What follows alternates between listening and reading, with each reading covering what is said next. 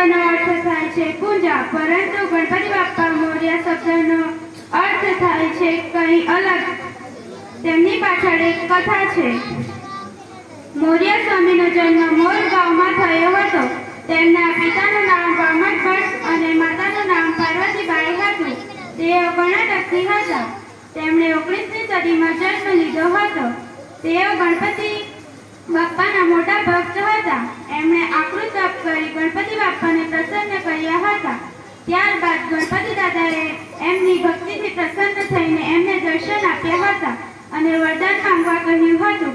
વરદાનમાં મોર્યાએ ગણપતિ દાદાને કહ્યું કે મને તમારી સાથે એક થવું છે. ત્યારે ગણપતિ બાપ્પાએ એમને આશીર્વાદ આપ્યા અને કહ્યું, આજથી મારા નામની સાથે તારું નામ એક થશે. એટલા માટે આપણે બોલીએ છીએ ગણપતિ બાપ્પા